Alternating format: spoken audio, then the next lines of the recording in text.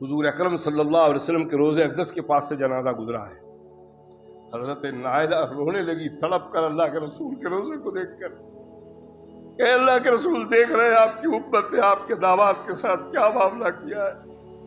बड़ी बेरहमी बड़ी बेदर्दी के साथ भूखा और प्यासा आपके दामाद को शहीद किया है आपकी उम्मत के लोगों ने।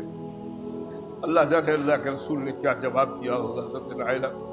और हज़रत नाइला रो रही। ये करने वाले और कोई नहीं थे, मुसलमान थे, कलमा पढ़ने वाले लोग थे। कल क्या खड़े होंगे वो कलमे का क्या हिसाब देंगे अल्लाह के सामने, अल्लाह जाने। कौकी बहाश एक जगह है जन्नतुल बकी के अंदर, वो नहीं था पहले, जन्नतुल बकी बहुत छोटी थी। हज़रत उस्मान अपनी शहादत से 2 या 3 महीना पहले उधर से गुजरे। फरमाया एक अल्लाह का नेक बंदा इस जगह पे दफन होगा। उसको अरबी में लिखा है होशी कवाकिब, वो जगह का नाम था। बाद में जन्नतुल बकी के अंदर उसको ले लिया गया। सबसे पहले दफन हज़रत उस्मान गनी उस जगह पे हुआ। हमारे एक बुजुर्ग थे मौलाना इदरीस साहब, दारुल देवबंद से फारिग थे, मेरे वालिद के दोस्त थे, बद्दूपुरे में रहते थे। इसी मस्जिद में मेरे लड़के का निकाह उन्होंने आके पढ़ाया था, मौलाना इदरीस साहब। तो इदरीस साहब ने अपने हज का वाक़या सुनाया कि मैं हज बैतुल्लाह गया, मदीने मुनव्वरा गया, जन्नतुल बकी में जब गया तो मैं वहाँ के जितने जन्नतुल बकी में जितने सब सिपाही खड़े थे, सब अरबी रहते हैं, सब चौवा पहने हुए होते हैं, अरबी बात करते हैं। मैंने उनसे पूछा कि हाज़ा मरकदुल उस्मान गनी, हज़रत उस्मान की मरकज़ कब्र किधर है? बोले अयाज कोई किसी को भी पता नहीं कि हज़रत उस्मान की कब्र किधर। कोई जितने अंदर जन्नतुल बकी में थे किसी ने मुझे नहीं बताया। मैं अंदाज़ा लगाया कि वो होश कवाकिब किधर है। उस जगह पर जाकर मैं खड़ा हुआ और खड़ा होने के बाद मैंने आँख बंद की और आँख से आंसू जारी थे कि अल्लाह अपने उस मजलूम शहीद की कब्र कहाँ है, मुझे बता दे ताकि मैं खड़े रहकर वहाँ पर एहसान सवाब पढ़ूँ। हज़रत का भी इंतकाल हो चुका, अल्लाह उनकी मग़फ़िरत फरमाए। अल्लाह ने फ़ौरन मेरे दिल में डाला कि आगे बढ़ो, जिस जगह तुम खड़े हो उसकी 7 कब्र से और आगे बढ़ो, वो 8वीं कब्र है हज़रत उस्मान गनी रज़ी अल्लाह ताला। अल्लाह असबाब पैदा फरमा, अल्लाह उन लोगों को ख्वाब, ये सच्चे लोग हैं, सच्चा ख्वाब बताते हैं, अल्लाह असबाब पैदा फरमा। दोस्तों, हज़रत उस्मान गनी की शहादत और उसके बाद अंदाज़ा लगाइए क्या हुआ। हज़रत अली खलीफा बने, लेकिन मैंने आपको बताया कि मुसलमानों का एक पूरा गिरोह, बड़ा गिरोह, हज़रत ज़ुबैर, हज़रत तलहा, उम्मुल मोमिनीन आयशा, अमीर मुआविया, पूरा गिरोह मुसलमानों का लास्ट तक बैत नहीं की हज़रत अली रज़ी अल्लाह ताला। और हज़रत अमीर मुआविया, हज़रत हसन जब बैत कर लिए, पूरी उम्मत मुस्लिमा अमीरुल मोमिनीन के हैसियत से अमीर मुआविया को अकेले मान लिया था। लेकिन ताबईन ने खिलाफत राशिदा में उनकी खिलाफत को नहीं रखा, खिलाफत राशिदा में हज़रत अली की खिलाफत को रखा। 4 साल 6 महीना 10 दिन आपकी खिलाफत रही। 4 साल 6 महीने में एक भी जंग कुफ़ारों के साथ नहीं हुई, किसी का काफिर के साथ नहीं हुई। मुसलमानों से ही लड़ाई लड़ते लड़ते हज़रत अली भी शहीद हो गए, इब्न मुल्ज़िम ने शहीद कर दिया। वो इंशाअल्लाह अब हज़रत अली का बयान होगा तो आप उस पर सुनेंगे। वहाँ से फितना शुरू हुआ, मुसलमानों में इख्तिलाफ शुरू हुआ। आज इख्तिलाफ देख रहे हैं कहाँ चला गया है। ईरान अलग है, सऊदी अरब अलग है, कतर अलग है। ये पूरा हिजाज जो था, पूरा हिजाज, कतर, कुवैत, मस्कत, बहरीन, ये तमाम के तमाम सऊदी अरब के अंदर कहलाते थे हिजाज। ये अंग्रेज़ों की चाल, उस हिजाज को कहीं कुवैत बना दिया, कहीं बहरीन बना दिया, कहीं कतर बना दिया, कहीं मस्कत बना दिया, कहीं क्या बना दिया है, पूरे हिजाज का टुकड़ा करके रख दिया। और आज भी वही अंग्रेज छाए हुए। अल्लाह हम सब पे रहम फरमाए। देख लें क्या हो रहा है मक्का और मदीने में, अल्लाह हम सब पे रहम फरमाए। कारनामे तो वो हो रहे हैं कि हम समझते हैं कि नबी पाक सल्लल्लाहु अलैहि वसल्लम की जिस्म मुबारक मौजूद है रोज़े अक़दस पे जनाब रसूल के, इसलिए मदीने में किसी किस्म की कोई अज़ाब और कोई अल्लाह का अज़ाब नहीं आता। और यहाँ काबतुल्लाह मक्का मुकर्रमा में खुद अल्लाह का घर मौजूद है, इसलिए कोई अज़ाब नहीं आ रहा। बाकी दुनिया की सारी खुराफात मक्के में हो रही है और मदीने में हो रही है। अल्लाह हम सब की हिफाजत फरमाए। मैं तो अभी जो उम्रा पे लास्ट उम्रा पे गया था, एक अरब मिल गए थे जिनको बहुत अच्छी उर्दू आती थी, मदीने में मुझे मिले, मस्जिद नबी में बैठे हुए थे, हम बात कर रहे थे। उन्होंने फरमाया कि आपको पता है इज़राइल एक हाजी उम्रे का हो या हज बैतुल्लाह का, एक हाजी के पीछे ایک حاجی کے پیچھے 5,000 درہم 6,000 درہم اسرائیل کما رہا ہے سعودی عرب سے. پوری دنیا میں بائیکاٹ کیا جا رہا ہے اسرائیل کے پروڈکٹ پر. عرب کے اندر بک رہا ہے, ساری چیزیں اسرائیل کی بک رہی, کوئی پوچھنے والا نہیں. ہمارے پیسے سے مضبوط ہو کر ہمارے کو چھوٹے چھوٹے معصوم بچے, ابھی 3 دن پہلے کلپ بتائی گئی ہے, ہاسپٹل میں بمباری کیا ہے, چھوٹے چھوٹے معصوم بچے روتے ہوئے بھاگ رہے اور آسمان کی طرف دیکھ رہے ہیں اللہ ہماری مدد کون کرے گا, اور چھوٹے چھوٹے معصوم بچے رو رہے ہیں. ظلم کی انتہا ہے. اللہ کب ان ظالموں کو نیست و نابود کرے گا, اور اللہ ہمارے مجاہدین کی اللہ غیبی مدد فرمائے. 57 ملک ہیں دنیا کے مسلمانوں کو, سب خاموش بیٹھے. اپنی لڑائی کے لیے تو پھر پاکستان ہندوستان سے لڑنے کو تیار ہے, افغانستان پاکستان سے لڑنے کو تیار ہے, سب چل رہے ہیں. ان مظلوم مجاہدین کی کوئی آواز سننے والا نہیں. اللہ کا کرم ہے, آپ بری الذمہ ہیں الحمدللہ کہ اس جمعہ میں ہر جمعہ کے اندر ہم فلسطین کے مجاہدین کے لیے دعا کرتے ہیں. کل میدان محشر میں انشاءاللہ ہم اللہ کے فضل و کرم سے ان کی گواہی وہاں آئے گی کہ اللہ ہم مظلومانہ شہید ہو رہے تھے, کوئی ہماری مدد کو نہیں آیا. اللہ کے نبی نے فرمایا ہے کہ مسلمان کی ایمان کی دعا ہتھیار ہے, ہم دعا تو کر رہے ہیں ان فلسطینیوں کے لیے. انشاءاللہ کل میدان محشر کے اندر ہم بری الذمہ ہو جائیں گے اللہ نے چاہا. ہم بیٹھ کر کم سے کم ان بچوں کے لیے دل سے آنکھ سے آنسو تو نکلے کہ وہ معصوم بچے جن کو اس وقت کھیلنے کی ضرورت ہے بم سے اڑے جا رہے ہیں. ظلم کی کوئی حد ہے, جنگ کے بھی کوئی اصول ہوتے ہیں. معصوم بچوں میں ہاتھ ڈالا جائے, عورتوں میں ڈالا جائے, ہاتھ پاؤں بنا ہوا آدمی اس کو مارا جائے, اسلام نے چھوٹ دیے. جنگ کے بھی کچھ اصول ہوتے ہیں. ظلم کی حد ہو رہی ہے وہاں پر, اور سارے لوگ خاموش ہیں. 57 ملک ہیں مسلمانوں کے, مسلم ہے, اسلامی حکومت ہے ہی نہیں. اللہ رحم فرما دے. یہ دوستو یہ حال ہے.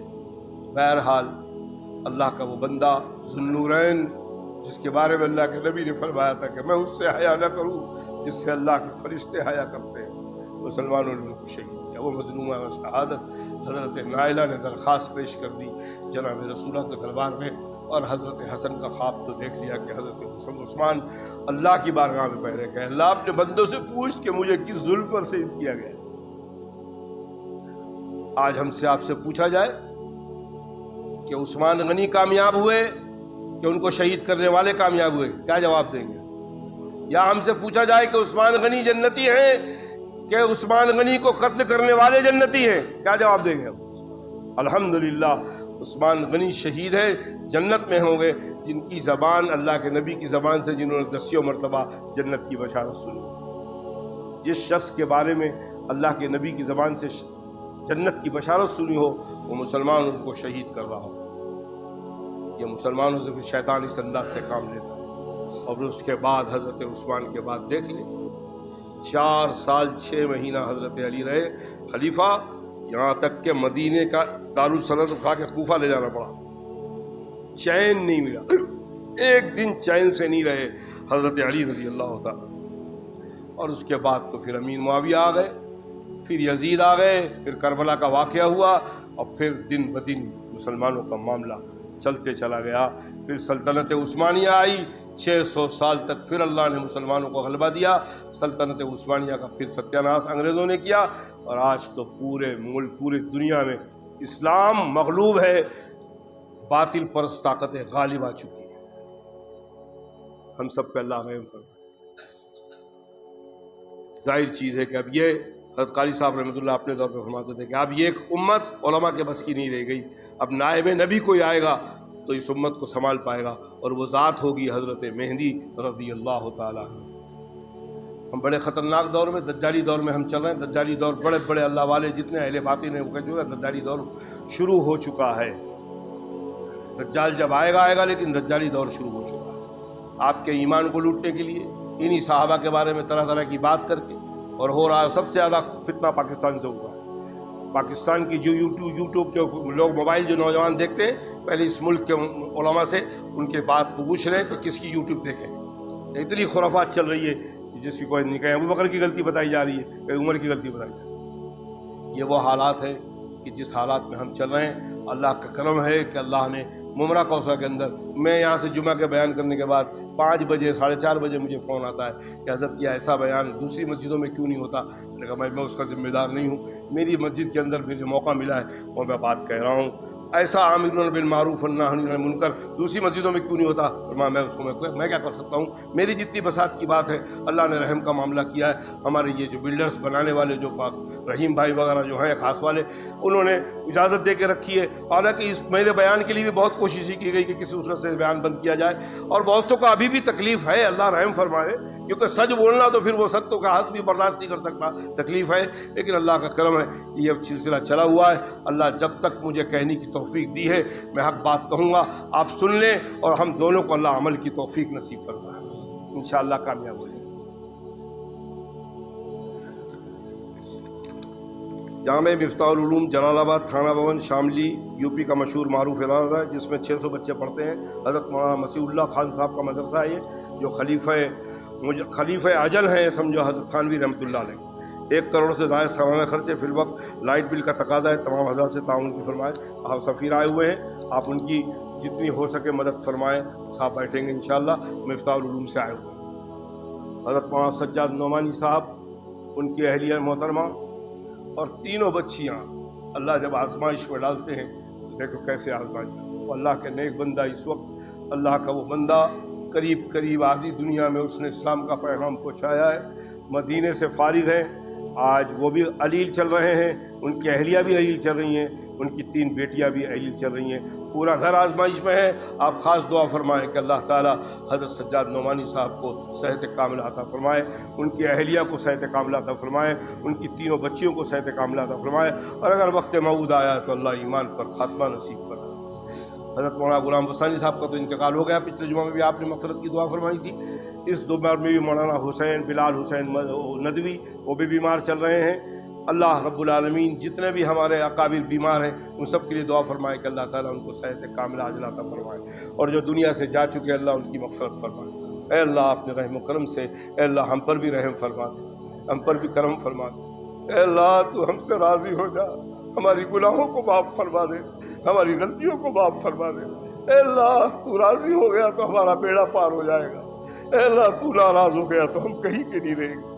اے اللہ تیری ایک نگاہ کرم ہوگی اور ہمارا بیڑا پار ہو جائے گا۔ اے اللہ اپنی امت کی، نبی کی سمت پر ایک نگاہ کرم ڈال دے۔ اے اللہ بے شک ہم سے غفلتیں ہوئی ہیں، ہم سے غلطیاں ہوئی ہیں، اے اللہ ہم نے قرآن کو چھوڑ دیا، اللہ کے نبی کے طریقوں کو چھوڑ دیا، اے اللہ تیرے نبی کی سنتوں کو چھوڑ دیا، ہم اقراری مجرم ہیں، ہمارے ساتھ تو جو ہونا تھا وہ نہیں ہو پایا، پھر بھی تو نے رحم فرمایا ہے۔ اتنا ہم نے غفلت برتی تیرے حکم سے، لیکن آج تک تو نے کبھی ایک دن کا فاقہ ہمیں نہیں دیا۔ اے اللہ یہ تیری رحمت اور کریمی ہے، تیری رحیمی ہے۔ اے اللہ جب اتنا رحم فرمایا ہے تو اللہ ہم پر ایک رحم اور فرما دے، ہمیں توبہ کی توفیق نصیب فرما دے، اور ہم تمہاری توبہ کو قبول فرما لیں، انفرادی توبہ بھی قبول فرما، اجتماعی توبہ بھی قبول فرما دے۔ اے اللہ ہماری غلطیوں کو معاف فرما دے، اے اللہ ہمارے بچوں کو نیک اور صالح بنا، ہماری بیویوں کو نیک اور صالح بنا، ہمارے معاشرے کو نیک اور صالح بنا، ہمارے محلے کو نیک اور صالح بنا۔ اے اللہ اپنے رحم و کرم سے ہم مسلمانوں کے تمام جوانوں کو نیک اور صالح بنا۔ اے اللہ اپنے رحم و کرم سے یہ مدرسوں کے جو تعلیم حاصل کر کے بچے نکل رہے ہیں، اے اللہ ان کو بھی نیک اور صالح بنا۔ اے اللہ اماموں کو امامت کا حق ادا کرنے کی توفیق نصیب فرما، مؤذنوں کو مؤذن کا حق ادا کرنے کی توفیق نصیب فرما، علماء کو ان کا حق ادا کرنے کی توفیق نصیب فرما، ہماری دعاؤں کو اپنی بارگاہ میں قبول فرما۔ اے اللہ اپنے رحم و کرم سے اے اللہ مسجد حرم کی حفاظت فرما، مسجد نبوی کی حفاظت فرما، دنیا میں جتنی مساجد اللہ ان کی حفاظت فرما، جتنے مدرسے ہیں ان کی حفاظت فرما، جتنی خانقاہیں ہیں اللہ ان کی حفاظت فرما۔ اے اللہ اس ملک میں جو وقت بل پاس ہوا ہے، اے اللہ اپنی قدرت کاملہ سے اس وقت بل کو ختم فرما دے، اپنی غیبی مدد فرما دے۔ اے اللہ آل انڈیا مسلم پرسنل لا بورڈ اس کی مخالفت کر رہا ہے، ہندوستان کا مسلمان مخالفت کر رہا ہے، اے اللہ ہندوستان کے مسلمانوں کی آل انڈیا مسلم پرسنل لا بورڈ کی غیبی مدد فرما دے، اور اے اللہ یہ وقت بل واپس حکومت لے لے، یہ ظالمانہ وقت بل واپس لے لے، ایسے اسباب پیدا فرما دے۔ اے اللہ خاص کر اس ملک میں اسلام کا بول بالا فرما دے، نبی پاک صلی اللہ علیہ وسلم کے طریقوں کا بول بالا فرما، اے اللہ مسلمانوں کا بول بالا فرما، نبی پاک صلی اللہ علیہ وسلم کے طریقوں کا بول بالا فرما۔ اے اللہ ہماری دعاؤں کو اپنی بارگاہ میں قبول فرما، یہ چھوٹی چھوٹی دعاؤں کو دنیا کے لیے امن، آخرت کے لیے نجات کا اسباب بنا۔ وصلی اللہ تعالی علی خیر خلقہ محمد وآلہ واصحابہ اجمعین برحمتک یا ارحم الراحمین۔